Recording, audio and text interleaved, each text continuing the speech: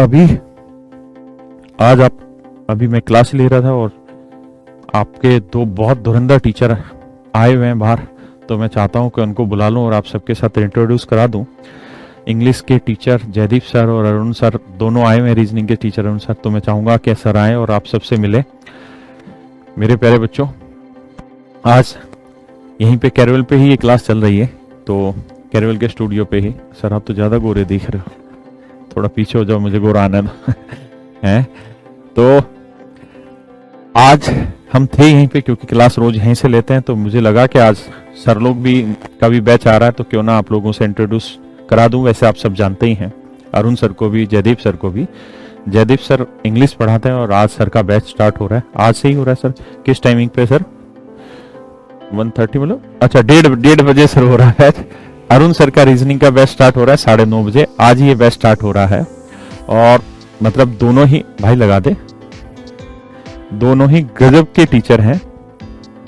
मतलब रीजनिंग में अरुण सर से बेहतर कोई टीचर ही नहीं होगा। और मैं अरुण सर के साथ पढ़ा रहा हूँ, करीबन पिछले 10 साल से पढ़ाने लग रहा हूँ अरुण सर के साथ। मेरे और इनके बैच एक ही साथ आते हैं, चाहे ऑफलाइन हो या ऑनलाइन हो। चाहे हम पहले स्टूडेंट्स में पढ़ाते थे, फिर कैरियल में पढ़ा रहे हैं, जहां पे भी पढ़ाया है उससे पहले और बहुत सारे इंस्टीट्यूटों में साथ ही पढ़ाते आए हैं, तो हमेशा से साथ पढ़ा रहे हैं। और मैंने आपको कहा जितने हजारों लाखों सिलेक्शन हमारी तरफ से गए हैं, हमारी वजह से तो क्या, बच्चों की मेहनत की वजह से सिलेक्शन हुए, लेकिन हम थोड़ा बहुत जो भी पार्टिसिपेट कर पाते हैं उनकी मेहनत में, उसमें बहुत बड़ा योगदान अरुण सर का रहा।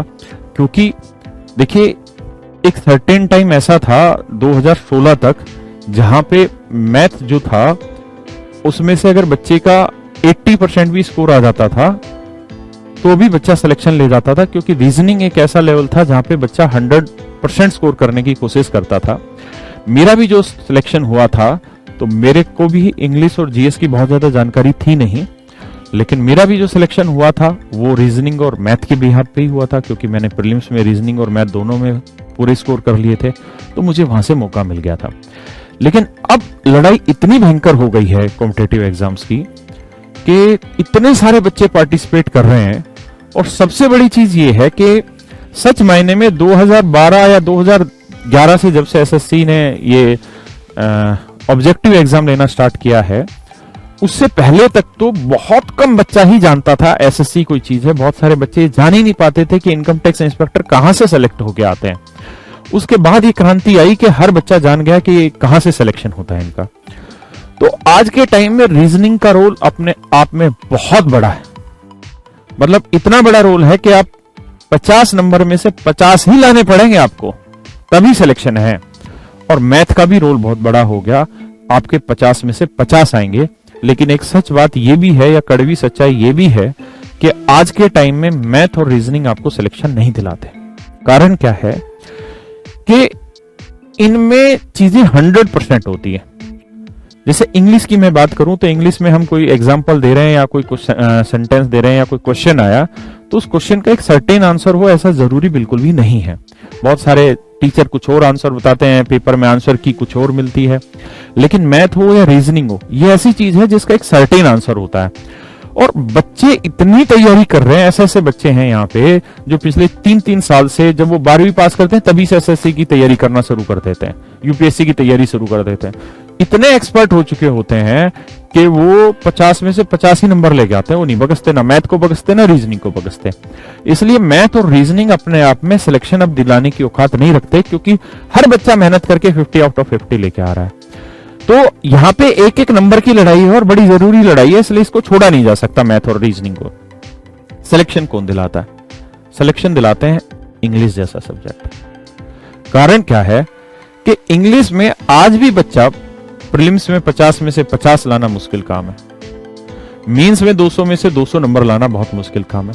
मैथ में मेंस में 200 में से 200 नंबर लाए जा सकते हैं, बड़े आराम से आ जाएंगे। आप कांस्टेंट एफर्ट करते रहिए। 200 का मतलब 198 में आ गए, 197 में आ गए, मतलब 2-4 ढाई नंबर कट गए, उसकी बात अलग होती है, क्योंकि आप 100 क्वेश्चन कर रहे हैं, एक आध क्वेश्चन मिस्टेक से भी, गलती भी हो सकती है आपसे। लेकिन इंग्लिश एक ऐसा सब्जेक्ट है कि अगर आप वहां प्रीलिम्स में 50 में से 40 से आप अगर सीधा 45 प्लस पे पहुंच जाते हैं, 48 नंबर तक ले आते हैं, और मेंस में आप 200 में से 190 प्लस पे पहुंच जाते हैं एक्चुअल बिना नॉर्मलाइजेशन के, तो आप समझिए कि आप सही लेवल पकड़ पाएंगे सिलेक्शन का।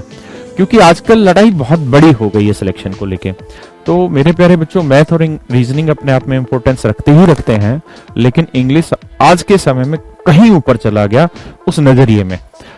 तो जयदीप सर खुद सिलेक्टेड है, इतने सुंदर टीचर हैं, इतने बेहतरीन टीचर हैं, इतने हजारों सिलेक्शन इन्होंने दिए हैं, मतलब कमाल के गजब के टीचर है इंग्लिश में। तो इनका बैच आ रहा है, आप डेमो ले सर का भी और रीजनिंग का भी डेमो ले, उसके बाद आप डिसाइड करें आपको कोचिंग लेनी चाहिए नहीं लेनी चाहिए। अगर आप इंग्लिश की कोचिंग लेना चाह रहे हैं तो एक बार जयदीप सर का जरूर बैच देखें, अरुण सर का रीजनिंग का बैच जरूर देखें, उसके बाद ही आप कहीं पे कोई डिसीजन लेना चाहते हैं तो उसको कंफर्म करिएगा। ये दोनों अपने लाइन के सबसे बेहतरीन खिलाड़ी हैं, क्योंकि इतना लंबा इन लोगों का एक्सपीरियंस है और इतने सिलेक्शन दे रखे हैं मत पूछो बात, और बिल्कुल पॉइंट टू पॉइंट पढ़ाते हैं।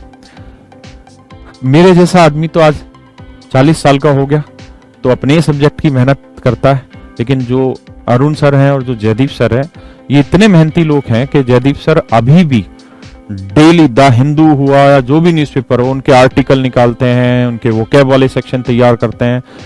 तो मैथ में इतनी मेहनत नहीं है पढ़ाने के लिए जितनी आज के टाइम में इंग्लिश में, क्योंकि मैंने थोड़ी देर पहले आज शुरुआत में ही बताया था कि मेंसुरेशन का एक दायरा है, उससे बाहर नहीं जा सकता। उससे बाहर जाएगा तो उस टाइम लिमिट में वो क्वेश्चन नहीं क्रैक कर पाएगा, यानी उस टाइम लिमिट में जो क्वेश्चन करेक्ट कराना है तो उस दायरे में सवाल देना है, तो मतलब थोड़ी बहुत मेहनत होती, इतनी मेहनत नहीं करनी पड़ती। लेकिन इंग्लिश जैसे सब्जेक्ट में तो ये समझिए कि जड़ें हैं और इतनी गहराई में फैली हुई है ना कि कहां तक जा रही पता नहीं चलेगा।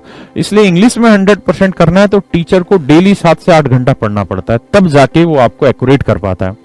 और जयदीप भाई मतलब बहुत छोटी उम्र के ही हैं अभी, लेकिन ये इतनी मेहनत करते हैं कि डेली लगे रहते हैं, डेली। द हिंदू को जिसे कहते हैं ना हम देसी भाषा में चाट लेना, द हिंदू को चाट देते हैं दिमाग से, या जितने भी न्यूज़पेपर हो या जितनी भी फॉरेन राइटर्स की बुक हो या इंडियन राइटर्स की बुक हो, जितनी भी एग्जाम हो, हर चीज पे डेली मेहनत करते हैं और डेली नए अपडेशन लेके आते हैं अपनी क्लास में। कोई भी एक ऐसी चीज नहीं होती कि जो एग्जाम्पल इन्होंने 2 साल पहले उठाया था या 1 साल पहले उठाया था वो आज भी वही उठा रहे नहीं, हर बार चीजें बदलते हैं, अपडेट करते रहते हैं। तो इतने मेहनती टीचर हैं। और अभी यूट्यूब पे, अच्छा यूट्यूब पे 9:30 बज गए क्या, 9:15 का, अच्छा तो आज के लिए इतना रखते हैं। आप अपने बैच का एक बार जब भी कहीं डिसाइड करना हो तो आप जरूर एक बार डेमो लीजिएगा, फिर आगे मिलते हैं। Thank you very much, have a nice day, नमस्कार आप सबको।